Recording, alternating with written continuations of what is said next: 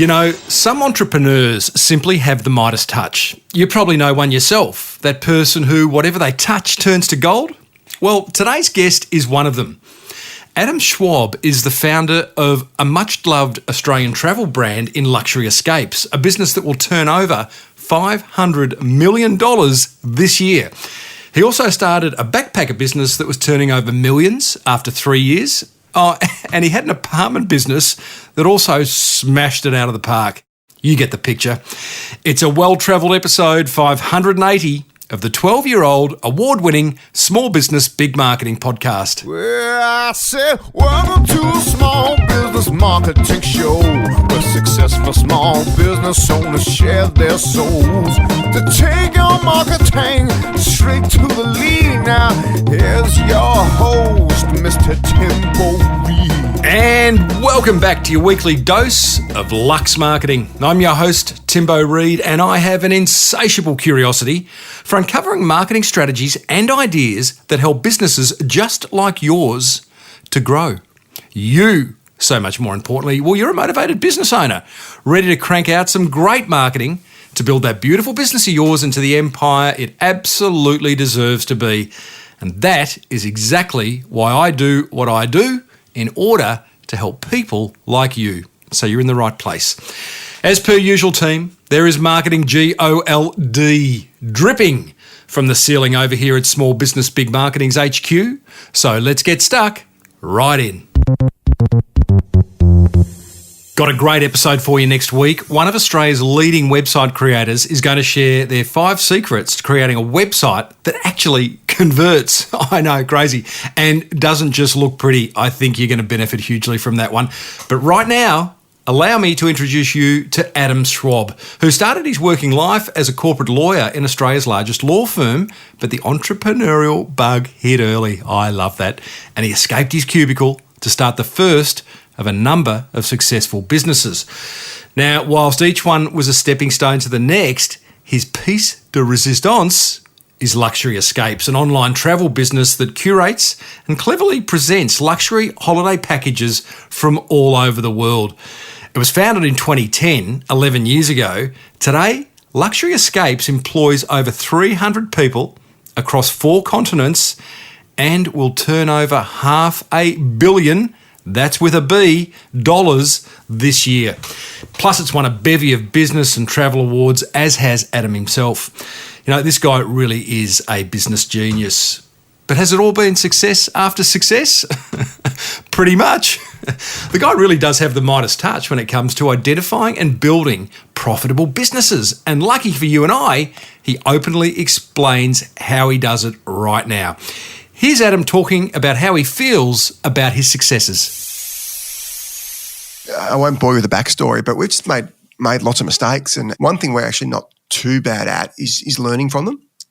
So not necessarily, I'm not talking to A/B testing hundreds of things like businesses do these days, but both me and Jez, my co-founder, and Mark and Josh, who are sort of our other effectively co-founders as well, none of us came from a tech background. Both myself and Mark were lawyers. Jez was a trader. So we came from very sort of corporate-y backgrounds, really, and kind of just learned along the way. Like Jez and I had our first business after we left corporate world was back in 2004, 2005. This is before internet was a thing, really, in terms of commerce. It was a backpacker apartment business. So we just sort of applied our trade in that and just learned along the way. So then we started our first kind of e-commerce or marketplace in 2010.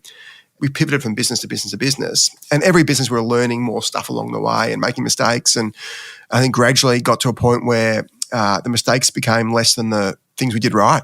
You left the law. You weren't interested in practicing law in the traditional sense of having your own practice and representing people in court and doing all that kind of stuff. What was the itch that needed scratching? I was a lawyer at the biggest firm in the country, and I was an M&A lawyer. So I was sort of the opposite to you, kind of in a little office somewhere. So I worked in an office of 500 people in a firm of thousands. It's now a firm of many thousands because they're global. And I was a tiny cog, the smallest cog in a big wheel. I was literally equal to the most junior person in the business. And actually, I was a paralegal initially. So when I was at law school, so it was highly unglamorous. I was doing sort of filing and photocopying and checking that prospectus documents were the right words. So it wasn't what you see on the TV shows. It was nothing like that at all. And I didn't dislike it. I actually had a great time. I was president of the social club and doing lots of fun stuff. And there's a great group of people who a lot of my friends left at a pretty similar time. They all went to banking or went to the UK or whatever.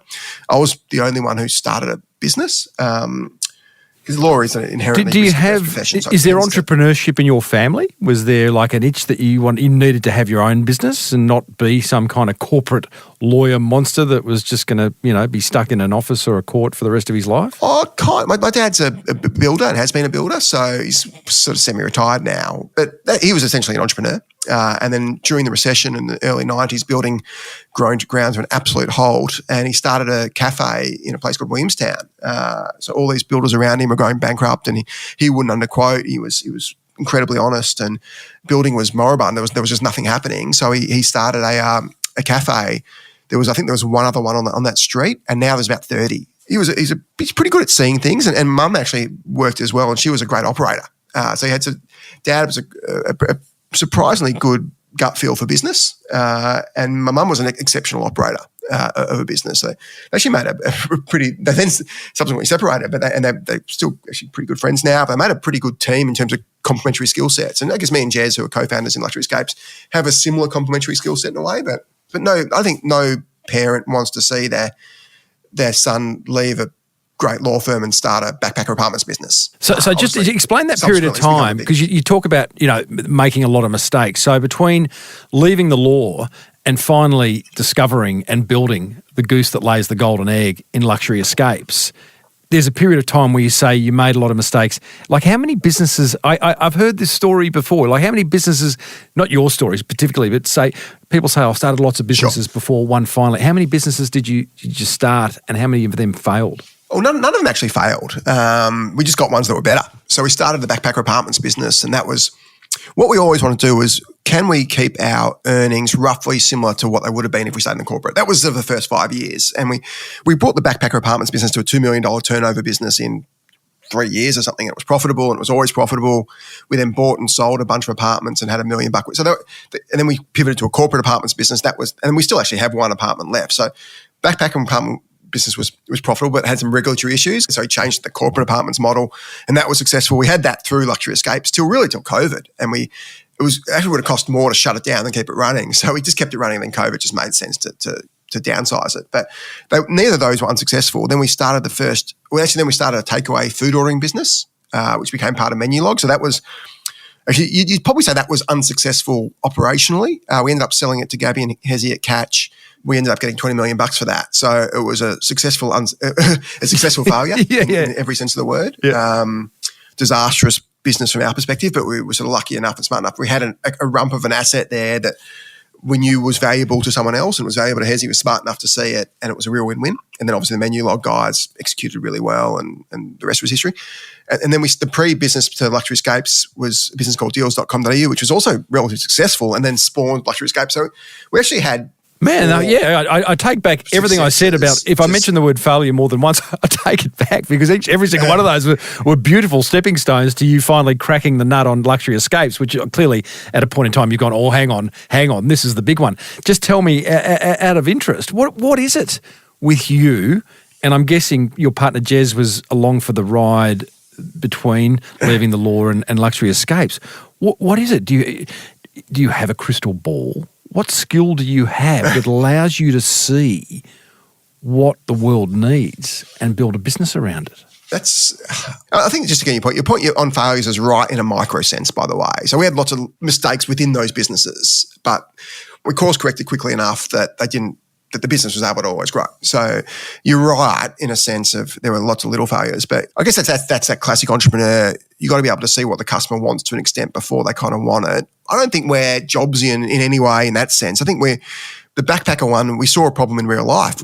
I saw some personal friends problem of my ex-girlfriend who were from Scotland who were living in a terrible apartment, and we thought we can fix this. And then the corporate one, we thought, well, we see lawyers and bankers and IT people coming here and that there's no real option for them. We can fix that. So we sort of see problems and try and fix them. The Luxury Escapes deal stuff was actually quite different. Luxury Escapes, and to this day I still say, we realised the problem with Luxury Escapes after we were solving it, which is a bit the reverse to most business people you'd speak to. So we had this deals business, which we really copied from Groupon in the States. So that wasn't really any great sort of thing from us. And then we sort of saw that the unit economics for travel were better than local, in that much higher basket size. So a $2,000 basket size versus a $50 basket size. So you can afford a much higher cost of acquisition. And then you had much higher customer satisfaction, that weren't dealing with the local fish and chip shop, who may have done a great job, may have done a terrible job with customers. Hotels generally do a good job with, not always, but generally do a good job with customers. They've got TripAdvisor, they've got their own brand, they've got often big operator, a Marriott, a Hyatt, whatever, or a big independent. They care about their brand a lot, so they treated customers well. So the problems we saw in that initial local deals business really weren't prevalent at all in the travel business. So we kind of just pivoted based on what we saw working. So it wasn't this great insight into customer psyche. To an extent, everybody wants discounted luxury travel. That's everybody kind of knows that. We just executed probably a bit better. So it was less about sort of Steve Jobs inventing the iPhone. It was more, we saw the market there. We could out-execute everybody else, and we just went harder and harder at it. What was happening in the market back then? Luxury Escapes wasn't first to market, I'm guessing, in terms of a luxury travel marketplace, which is essentially what it is. Was Trivago, hotels, Booking, were these guys in existence, or what was happening? Absolutely. I think if you look at the travel market, it's complex in a way. So travel started with, call it, Main Street travel agents. Originally, it was the banks and the Amexes, and it became the bucket shops in the 90s, the 80s. So Flight Centre, the classic one, Hello World, Jet Set, all those guys. But Flighties is really the sort of big one in Australia that started. I think Screw started in 83 or something like that. By the time we started, they were almost 30 years old, and a $10 billion turnover business. So you had your Main Street agents, but competitive but not really competitive. Then you had your online travel agents, OTAs, and they started in the early 2000s. So the first was Orbitz, I think. It was a spin-off of the airlines, and I think Expedia was Microsoft. So the OTAs were absolutely existing, and so Booking.com was bought by a business called Priceline in the States, and Priceline did this incredible acquisition of a business called Booking.com out of Europe for $300 million in 2002, I think. Cheap. Roughly. That business is now worth about $100 billion. These OTAs, online travel agents, were ubiquitous. They were dominant. Obviously, there's What If in Australia, that was the dominant Australian business, was bought by Expedia in about 2015 for $700 million. But you had these big OTAs. There's now really 3 and 4 if you count Airbnb. But there was Expedia, Booking.com, which what Priceline became, and Ctrip, or Trip now. So they're the big 3, and then you got Booking.com as kind of the 4th. All those businesses pre-existing us, but they're a bit different. Those businesses are more pool businesses, in a sense that they'll have every single hotel in the world. Yeah, they're like a directory almost. Exactly what they are. They're everything. So if you want to stay at the Hilton in Zurich, they'll have it. They'll have everything, and you'll get what's called the market parity price. So what they're really good at is a super highly converting, optimized list, essentially. And what all Booking basically does is A/B test 1,000 things every day and get the flow really accurately. Expedia as well. Booking.com's been a great search engine marketer. Expedia's been a great SEO exponent, less so recently. Came out of Barry Diller's IAC. But they're both great. Expedia's a $20 billion business, 25. Booking's 100, Airbnb's 100, Ctrip's 20. They're big businesses. They own upstream as well. So you mentioned Trivago, and there's also Kayak. They're called MetaSearch, and those businesses effectively compare the OTAs. So the OTAs then bought them because they were paying half as a big affiliate fee. So that's sort of the existing ecosystem for travel. And what we came and did something a little bit different. So we knew we couldn't beat Booking.com because Booking.com were Goliath. Even What If were a bit of a Goliath in Australia. So what we started doing was a derivation of the deals businesses, much less. We started with sort of 3 or 4 great deals. Could be a great deal to Thailand or Bali or whatever. Highly curated, and really curated to the extent that the deals we get. A bit different now, but back then is what we put on what we could get to a degree. We always wanted to get a 30 to 50% discount based on value compared to what the parity price was. So that's 2 really unusual points. Is one, most travel businesses have everyone at the same price. Whereas we said, no, we're not going to do everyone. We're going to do maybe a campaign for a week, and you could buy that property for a week, but it'd be valid for a year. So you could go to the Marriott in Phuket, and it was live to be sold for a week, and you'd have a year or 2 years to travel, and that would be 30% less or 35% cheaper than Booking.com when you factor in the price discount. And we'd always include inclusions like breakfast and dinner and transfers and whatever, massage by the pool, whatever it is. So we had two pretty significant differentiators. And I think the difference, and this is that we reverse back solve the problem. Usually, I'm sure a lot of people you speak to, especially the younger businesses, see a problem, go out and solve it. And that's what most sort of startups do these days. We had that originally, but then we saw just travel made more money and it was a better business. And then we realized 2 years later, hold on, we actually are solving some really powerful problems here. So there's the customer problem. There's also the hotel problem, and that hotels, and it wouldn't work without both. The hotel problem is hotels have a big agency cost, and most people don't know this, but you hear of Hilton and Hyatt and Marriott and Accor and all the independent brands, but those brands almost never own the hotels. They're amazing operators. They're great at creating goodwill. You trust them. I'm staying in a Marriott last week, great properties. You know what you're going to get. If you go to Ritz-Carlton, you know what you're going to get. If you go to a Hilton, you know what you're going to get. It's very consistent and they're great brands. But what they're not great at is marketing specific properties. And properties are owned by they're usually owned by REITs or wealthy individuals. So if you own JW Marriott in Phuket, for example, and you want to get more occupancy, it's almost impossible because Marriott, as good as they are, actually very hard to push the occupancy in one particular hotel without just dumping the price across every channel because they've got parity agreements. There's a whole bunch of legal agreements.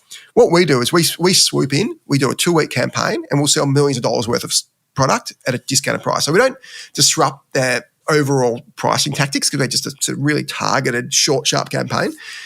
So we're able to come in, generate a huge amount of room nights. Also, we'll also not just, because we don't sell just the bed in the room, we sell the breakfast, the dinners, the whatever. We allow hotels to sweat all our assets. So you got a hotel, you got this expensive restaurant in there, you got staff working, you got food being bought. It's empty most of the time. We can fill it up because we sell it inclusive. So we do this bunch of stuff, and we also sell well in advance, so 6 months in advance on average. So we actually make hotels a heap of money, bizarrely, by allowing them to discount. It's kind of the wholesale retail thing.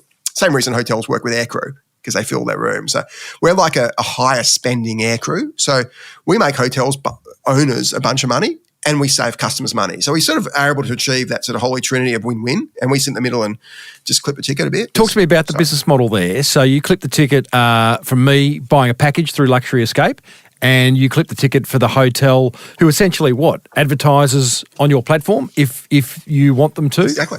That's how it works? Yeah, so we'll negotiate it. We'll negotiate with the hotel. So actually, this is our legacy business. This is what we started in 2010. And the last couple of years, we've become much more of a curated marketplace. So we've still got the flash business, still the main part of our business at the moment, but we've built a curated marketplace that sits sort of next to that. So now the problem with that flash business is amazing for customers. You get this huge discount at the Ritz-Carlton Bali or wherever you're staying. Great for hotels who make $2, $3, $4, $5 million and fill empty rooms. So that's that sort of win-win. The only sort of downside to that business is we can only do 40 of these at one time because there's no point us running 20 hotels in the Maldives at once. They just cannibalize each other. And what we try and give is region exclusivity at the time or semi-exclusivity. So we'll generally have one, maybe two things in the Maldives. If that two things is a different kind of hotel, one or two things in Bali, one thing in Melbourne. We will never put the Ritz-Carlton up against the Park Hyatt if they're next door because they just cannibalize each other. It's no point. So we'll do one, then the other, then the other. But that limits you. You can only do 30 or 40 properties at one time. And can I just say, as a user of Luxury Escapes, that is the appeal. I love going to Luxury Escapes versus a Trivago or a Booking or a Hotels.com where I'm just going to be inundated and I'm like, man, I don't like choice. Whereas you've actually, I have to trust the Luxury Escapes brand, which I do. You've made the choice for me. There might be 2 properties in the Maldives and I'll choose one of them. There's not 100 and I love that. And I almost feel, I'm a bit of a sucker, I feel like if it's on Luxury Escapes, then therefore it must be the best. Thanks, Tim. And you're right. And that's 100% right for Flash. Like, the problem with that is, you say you want to go to Moscow and then St. Petersburg and then Prague and then Paris and then Marrakesh and then London and then Dublin and then Dubai and then back. We may have one of those properties for you. So we'll sell this great Dubai. We'll sell Atlantis and Dubai for that, but we can't sell Moscow and St. Petersburg because we just often don't have stuff for those. We maybe once a year have St. Petersburg, but you might have been looking, you book a trip now, you go to Europe in 6 months' time because everything's open soon. And you want to be able to go places that we couldn't sell. So we have this NPS of 72. So customers generally love us, almost always. But we have a share of wallet of 10 or 15% because we just don't sell everything people want. So what we want to try and do is make sure we can keep that paradox of choice solution there so we don't confuse our customers like you talked about, but also sell people what they want. So we came up with effectively a curated marketplace. So now what we're working on is directly contracting hotels across the world. So in London, we've now got 6 or 7 properties that we call always on properties. So we still have these amazing flash deals occasionally. And if you get one, great. But if you want to go to London and you want to book London now, you can jump on the site. You'll see 6 or 7 semi-discounted properties. So still better than Booking and Expedia. And it might be the Corinthia, the number one hotel in London, with free breakfast. That's usually $60 per person per night, and a $100 voucher. This is the best hotel in London. You can book it 365 days a year through us. You don't have to wait for that special deal.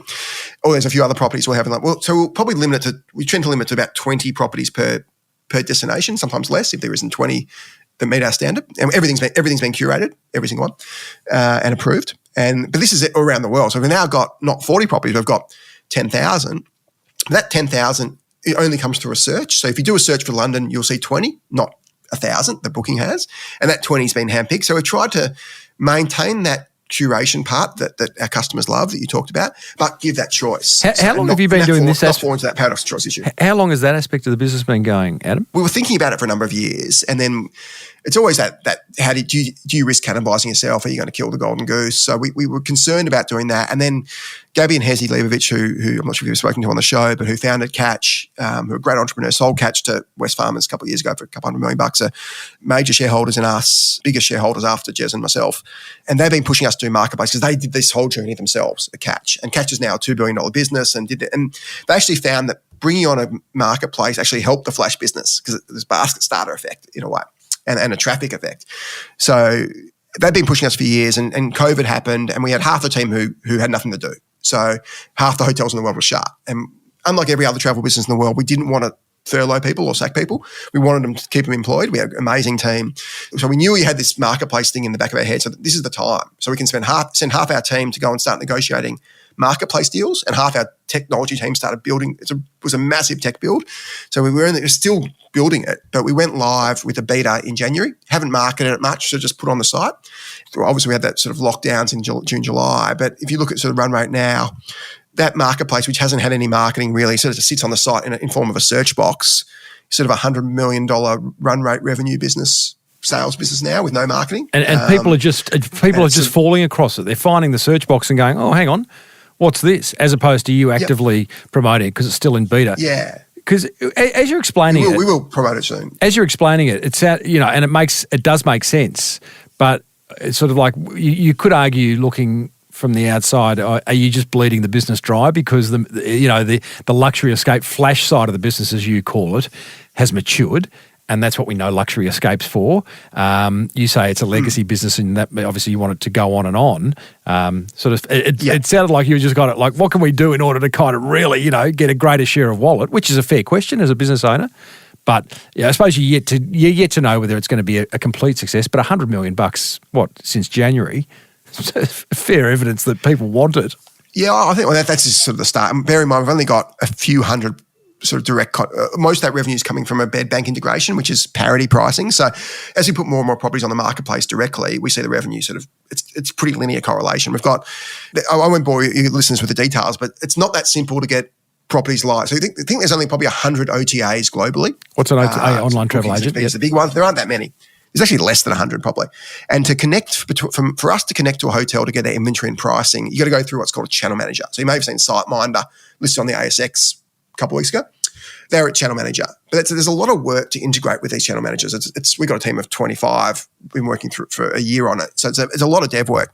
So there actually is a sort of fair barrier to entry from a tech perspective there. So we're still working through that. We're about to go live with Shangri-La soon, Kempinski soon, One Only soon. Then we start working on the big brands next year as we get the next channel manager done. So we've really just hit the tip of the iceberg in a sense with Marketplace. But we actually think, and we're seeing some data on this, Marketplace actually helps Flash because people can build their whole trip. They might buy their St. Petersburg, their Moscow, but then they'll buy that London, their Dubai on Flash. So they actually work hand in hand, and it just makes us much more of a destination for people. And it also is a great traffic generator because one of the other big problems with Flash is it's not great for SEO, but Marketplace is great for SEO, as you know. So as we get much more organic traffic, that helps Flash as well. And we're also using SEM on Marketplace. People might see an ad for X hotel in Maldives and they get to our site and they see this Flash deal, which is even better, and buy the Flash. So actually it's lowering our CPA for Flash. So it's actually been positive in a number of ways, not just the direct revenue. I think it actually does help Flash. So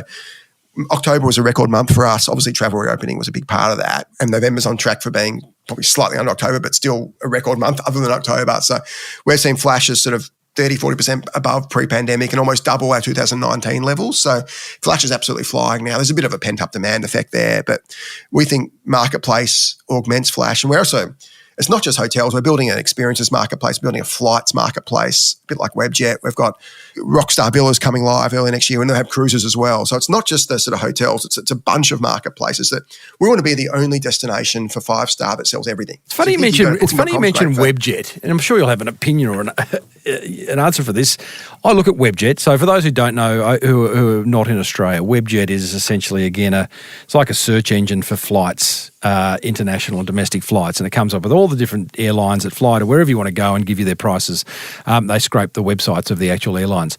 I use Webjet, Adam, to see what's happening and where I should be booking, but then I go to the airline. There doesn't seem to be any value, and it almost seems like a negative if you book through Webjet, and you need to change. It's a lot harder to change. So you're going down the path of a Webjet with your marketplace at some point.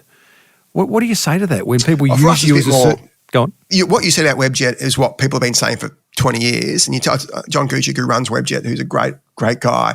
And I said that to him and he goes, yeah, well, we still have $1 billion turnover. So clearly people still use it. But Webjet's main business actually isn't the webjet.com.au, what you and I use. Webjet's main business is a B2B marketplace for hotels. So we actually we aren't yet, but we will be a partner of Webjet. So Webjet basically works with hotels around the world to do what we do, but they've connected to everyone already. They've actually bought a few thebusinesses that do it. And it's called their web beds business. So most of Webjet's value is in their B2B business, not their B2C business. It's the one you don't see. So when you buy a hotel from Luxury Escapes through our partner property, so you might buy a property in Reykjavik that we just haven't contracted because it's not worth our while to contract it because we don't do enough business. We then work with third parties like WebBeds, like hotel beds, like Expedia, who effectively are wholesalers. So we're a partner of WebBeds. We'll be a partner of WebBeds, and customers can buy through us. So Webjet's a very different business to webjet.com.au, which nobody knows about. So they're actually a phenomenal B2B business. But the webjet.com does work. And for us, it's more of a way to get traffic. And some of our customers love buying flights where they buy land. So if we can sell a flight to 20% of our customers, which is kind of what we do, the attachment rate, we will. And if we can sell insurance to 20%, because we've got a great insurance program with Cover Genius, we will. So we don't expect everybody to buy 100% through us, but they will be able to. And I think so I think of our evolution as a business, we were a flash business for 10 years and we've become a marketplace in the last year. Our next evolution is what we've got sort of 30 developers and product people working on is becoming a product business. We want to do to travel what Canva did to graphic design. So Canva took graphic design out of the hands of only graphic designers and put in the hands of everyday people like you and I who can now use Canva to build pretty good products, pretty good graphic products. Not as good as graphic designers, but almost as good. So what we're building now is incredible trip planning software. So you'll be able to come and build this amazing trip, dynamically change it on the website live, either with one of our consultants or by yourself or with your partner, with your friends, and you'll be able to add your flights, your hotels, your experiences, and have a trip view, then a day view. So we're building what will be by far the best travel planning connected trip software in the world. And we can do it because A, we've got a really great customer-focused development team, product team, but B, we're the only business in the world that will sell everything. So you've got Booking that's great at hotels, you've got Webjet that's good at flights, you've got Klook that's good at experiences, you've got Airbnb that's good at villas. Nobody sells it all. Certainly, we'll actually sell it all at that 4, 5, 6 star level. So pretty excited to be building really what nobody else in the world's built other than sort of Main Street agents.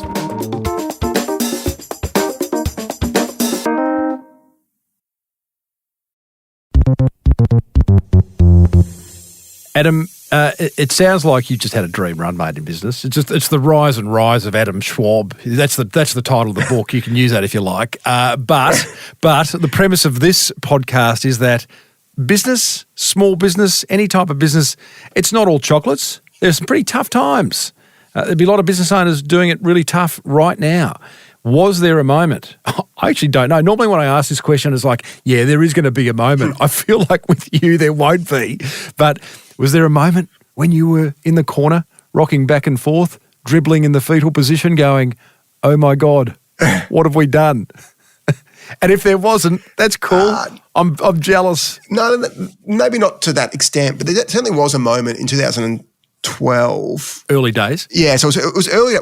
So we've been going at it for 8 years. since we left our corporate jobs, but only a couple of years since we started the sort of e-commerce businesses. It was a conflagrance of factors. So it was a perfect storm. So our core business was pretty much always profitable, the deals.com. So it was a solid business, making money. We bought sort of the other big independent business, and then we bought a homewares business to try and diversify a bit out of deals.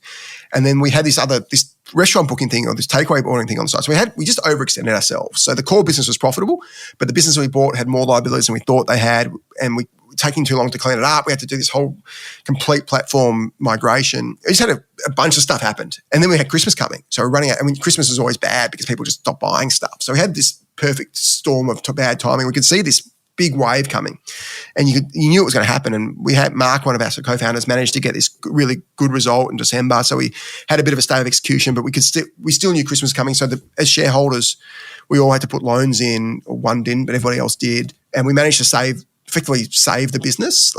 And then a few months later, we're fine and we're flying again. But there was a period of sort of a month where there was just that timing issue where we could have been the first business to ever go bust while making a profit, which would have been weird. But we just knew we had to get over that timing gap. And there was definitely a week or so, I reckon, where I was waking up thinking, I've spent 8 years doing all this stuff and I could just stay at a law firm and had been a partner or whatever it was. But that's very, thank you for sharing that. It's very reassuring, Adam. Now, I want to talk to you about brand and the importance of brand, whether a brand is important. You've built a great brand with Luxury Escapes and deals.com.au earlier than that. What's your view on branding and what is a brand to you? In me, a brand's trust of customers and trust of suppliers. If you look at the trust hurdles you've got to jump over for a business like ours, and every business has a degree of trust hurdle, but if you're buying a plate from the South Melbourne market, there's really, you can touch the plate, you can see it, you're giving the money, there's virtually zero risk. If you're buying a plate online, there's a bit more risk, but big deal. Plate doesn't come, get a charge back, whatever. When you're buying travel, A, it's a big purchase. It's $2,000 plus. B, it's online.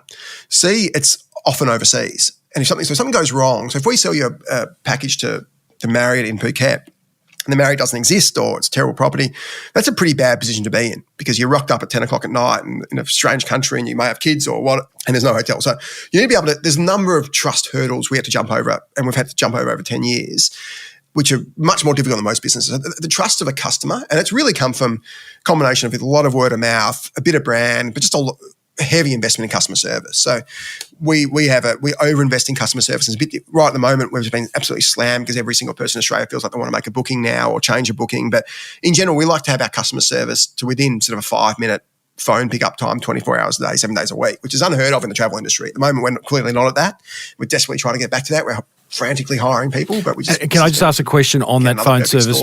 Because that's important. Yeah. So one way you've addressed it is through great customer service, and a 5-minute wait time maximum is awesome.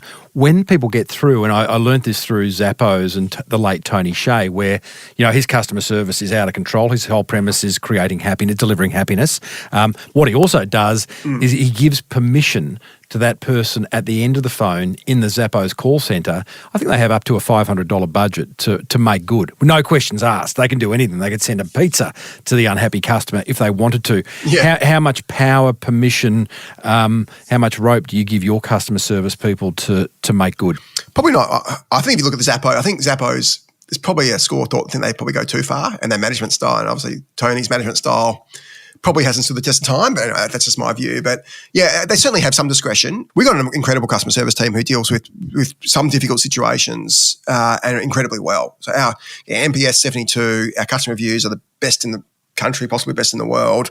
So they do an incredible job. We don't get it right 100% of the time. Nobody does, but it's generally pretty good. It's better than virtually everyone else. And it's part of that is speed of response. And it's very hard to provide good customer service if the customer's waited a month. So you're always on the back foot. If you can answer a call in 30 seconds, you're already on the front foot. So the last few weeks we haven't been at that because of just the surge of demand. But when it calms down, our preference is always to over-service. And that's both in the sales team and the service team, so the post and the pre team.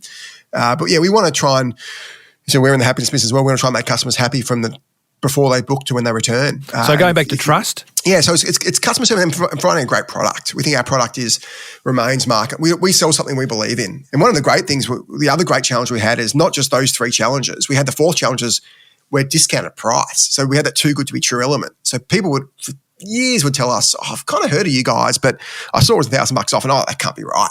Everybody else is the same price and you got it. So what's the catch? And it's a fair enough point because everybody else is the same price and we weren't. So we had to, somebody would take it and they'd have an amazing experience. They'd tell 10 friends and then they go, oh, well, Johnny took it, so it must be all right. Well, Tim went on a trip. So if Tim had a good time, and Tim's pretty smart. So it was a lot of just social proof, and people would use us and tell their friends. Even now, people still buy from booking.com instead of us when we're 30% less money because they haven't experienced us yet. And no doubt when they do, they will, and they won't go back to. And there's that and the product selection issue. But yeah, it's just that's why it's taken 10 years. And travel businesses inherently scale businesses, and most travel businesses you buy from are either someone you speak to as a travel agent or a big business. So Flight Centre is a $24 billion turnover business. Bookings at hundreds and hundreds of billions. Airbnb's they tend to scale, and you tend to buy businesses that scale. You won't buy from an OTA you haven't heard of. You just don't trust them. You buy from Booking.com because you've heard of them. So it's there is definitely that scale benefit with travel businesses. So you build trust, you've got great customer service, your user interface and the user experience both on the app and the website is awesome. I mean, it's sort of flawless and it flows beautifully, so building more trust. Let's talk about marketing specifically. What role has marketing played? Because it's one of those businesses that, I mean, obviously you must have tipped a bit of dough in the early days to raise awareness around it. Where does your marketing dollar go these days? It's really evolved. So we have almost a two-stage process. We get people to become members or sign up, and they get emails or get other correspondence, push notifications, whatnot. So we did it two ways. So in the early days, it was a lot of newspaper stuff, and we're still a big client of the newspapers. Yeah, I remember those full pages. Yeah, so we had this arbitrage where we spend 20 grand on a newspaper ad, and you'd sell 30 grand of margin or make 30 grand of margin and get customers. So it was that full arbitrage. So you'd make money. So we just did more and more ads. In time, that arbitrage shut. So we still do okay out of the ads, and we still are one of the bigger, after sort of the Harvey Normans and the big retailers, one of the bigger advertisers in papers. But we also, probably 7 or 8 years ago, started being aggressive on digital marketing. We still use Facebook, Instagram, obviously Google. And for Google and Facebook tend to joust it out who's performing better. And since the recent, the Apple changes, Facebook hasn't slipped so much, but Google's gotten better. Yeah, so we spend probably the majority of our budget is now social and SEM. And we still do a fair bit of newspaper, a little bit of affiliate, a little bit of radio, but not a huge amount, and a little bit of TV on and off. But we've always wanted to do a bit more TV, and some Trivago and why other businesses done really well on TV, but. Why haven't we, or why have they done well? Why do you want to do more TV? It just would appear to me, given the fragmentation of the media landscape these days with TV, I mean, you've got to cherry pick your TV. You know, if you're in the big blockbuster, reality shows or something that's going on, then that's a good place to be. But you'd never buy a run of a week schedule on TV these days because you're going to get a whole lot of stuff that's just not going to deliver, I would have thought. Yeah, when we've done TV, it's been very targeted. We have CPA targets, and we try to attribute as best we can through real-time analytics. So we're not sort of the set and forget TV by any stretch. But the TV we tend to have done is we had a show on Channel 10, originally Channel 7, now Channel 10, Luxury Escapes TV, number one travel show in the country. We're ramping up for our new series next year. I was couldn't do it this year with the last 2 years because of COVID, but we have our own TV show. So wow. Can I just ask about that? Is that spots around that? Is that a paid, like you buying an hour and creating advertorial for the network, or is it? I haven't seen Luxury Escapes TV. Is it like Getaway? It's Getaway. It's a Luxury Escapes brand in Getaway. We don't just work with hotels. We work with those. So we'll do a bunch of stuff that we don't commercialise. So the original idea came from how do we get more hotels to work with us and put them on TV. And then we realised we can work with great brand partners. So work with the Singapore Airlines and other brand partners so we can showcase what they do because that's great brands and so aligned with us. And then we realised we were getting sort of 5-10% of our customers from TV because people would see us and trust us and become aware of us. So we approach TV in a slightly different way to most other advertisers, but I actually see some merit in a full above the line. We do a bit of out of home as well, but TV is a great way to build brand trust. And yeah, the cost is very high. It's super hard to attribute perfectly. I don't love it as much as I love digital in any sense. It's never going to be the lion's share of our marketing. But for example, if you want to go to the US and try and build the brand we've built here, it's pretty hard without a big above the line spend to some degree and taking a chance. And the other piece we want to do is retail. We did a retail pop-up about 4 years ago that was really successful. And I've wanted to do an Apple-style retail store for a number of years. And that's absolutely on the drawing board. Wow. That's interesting. a one-off flagship store in the country, or you see these popping up in each major city? We'll start with one, and then we'll go city by city. If the first, we tend to be a big test and learn business. So if we can, I think that Flight Centre still makes a lot of money from their stores, even though they've shut a bunch of them. That a Flight Centre store can turn over $12 million a year. These are profitable stores per square metre. And if you look at the great, I'm sure you know Scott Galloway, who's a great podcaster and a great marketing guy. As you said, the greatest value unlock in the last 2 decades has been Apple's retail stores. No one makes more per square. No brand's been built quicker. That's been the turning point of Apple in 2005 when and the iPhone almost launched at the same time.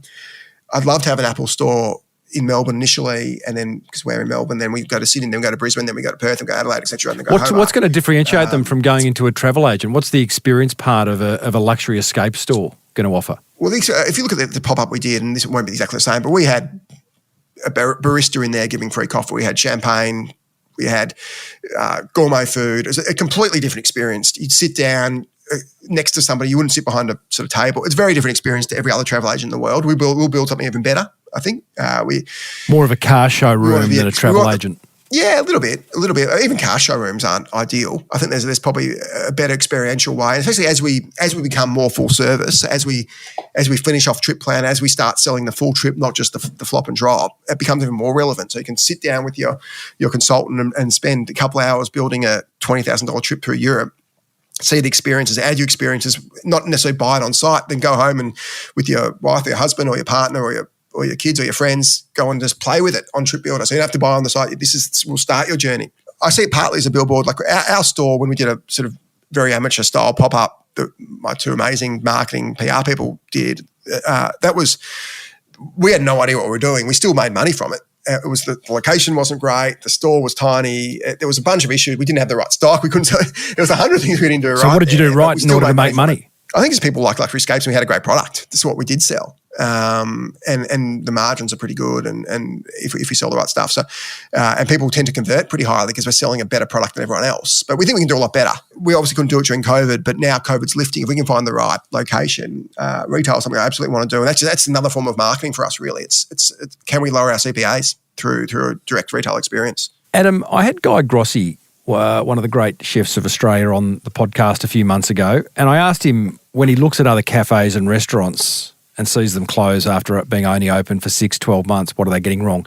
He didn't want to answer that question because he didn't want to sort of diss his colleagues in the same industry. So I'm not going to ask you specifically the question about what are other travel and tour operators getting wrong, but you're a smart guy. You clearly love business. You've been successful at business. As you wander around the streets or surf around the net, what frustrates you the most when you see other businesses doing something and that you just know in your heart of hearts is not going to work? It's going to cost them money. They might go bust. Oh, I guess I'm talking about travel. You're talking about travel specifically? No, I'll open it up. Just generally speaking, okay. You got a bit of a Midas touch, mate. I'm trying to get that out so other listeners can actually go, oh yeah, I'm going to do that. What frustrates you when you look at other businesses? I think, take frustration aside, I think that the key to any business, any successful business, is what I say to all the people I mentor and work with in the startup realm, is there's only two metrics that matter: your cost of acquisition, your lifetime value. And you got to get them right. You got to be able to acquire customers cheaply enough, and that's through a bunch of different ways. That's through your advertising, that's through referral, especially through free customer acquisition. And you've got to be able to provide a product that people want to buy and buy repeatedly. So you've got a good enough lifetime value. If you've got enough of a delta, i.e. difference between, if you can acquire a customer for $10 and they spend 10 grand with you over the next 10 years, that's a great business. Happy days. Exactly. But too many businesses open a business and it costs them $100 to acquire a customer, and they make $50 of the customer. That's just a business that won't work. So you've got to get that delta right. You've got to be able to get customers in and provide a product that provides so much value to these customers. And Amazon's a classic example. They can acquire a customer for $100, and that customer will buy 100 things from them over the next 50 years, and the lifetime value is $1 million. So whatever it is, it's such a high lifetime value. $1 million is too high, but call it even a $20,000 lifetime value. And Amazon are the great cohort business because your cohort gets stronger over time. But even if that doesn't happen, it's very hard. If you can't make a profit off first purchase, then you say, well, you need to have a good customer loyalty. You got to either be a recurring revenue business or a business that generates this great loyalty. So I think this is failure to understand that, be it online or offline. That's the core of any business is a delta between lifetime value and CPA. Got it. Great advice, buddy. Favourite hotel in the world? It's a bit like choosing between your kids, but I got, which I have 2 young kids. I'd probably say at my stage in life, this isn't the most luxurious hotel in the world, but probably my favourite hotel is Jean-Michel Cousteau in Fiji, because it just has incredible with kids.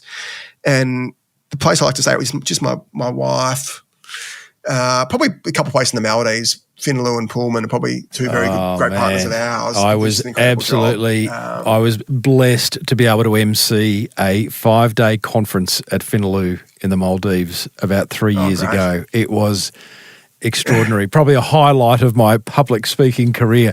Hey, Adam, good stuff, mate. Thank you so much for sharing. You are also a fellow podcaster on the Listener Network. What is your podcast called?